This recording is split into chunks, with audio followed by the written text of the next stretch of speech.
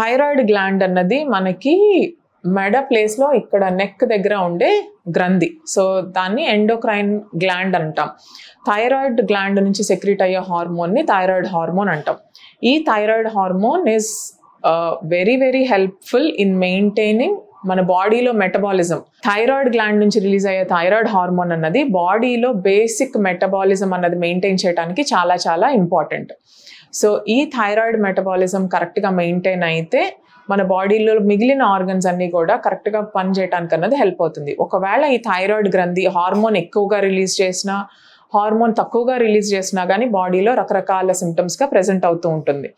So కరెక్ట్గా maintain అవ్వకపోతే ఆడవాళ్లలో బరువు పెరగటము, ఆర్ కాన్స్టిపేషన్ అనే సమస్య రావటము, ఆర్ పీరియడ్స్ అన్నది ప్రాబ్లం అవ్వటము, ఇట్లాంటి మల్టిపుల్ సిమ్టమ్స్తో ప్రెజెంట్ అవుతారు. కొంతమందికి ఏంటంటే థైరాయిడ్ గ్రంథిలో ప్రాబ్లం ఉన్నప్పుడు డైరెక్ట్గా మనకి నెక్ దగ్గర స్వెల్లింగ్ లాగా కనపడటము, ఆ స్వెల్లింగ్ పూర్తిగా గ్రంథి అంతా పెరగటము, ఆర్ ఆ గ్రంథిలో కణాలు కణాలుగా చిన్న చిన్న గడ్డల్లాగా రావటము, గాయిటర్ అంటాం దాన్ని. కంప్లీట్గా మల్టీనాడ్యులర్ గాయిటర్ అని, లేకపోతే సింపుల్ గాయిటర్, అయోడిన్ డెఫిషియన్సీ వల్ల అప్పుడప్పుడుగా ఈ థైరాయిడ్ గ్రంథి సైజు పెరగటము, థైరాయిడ్ ఫంక్షనింగ్ డిస్టర్బ్ అవటం అనేది జరుగుతుంది.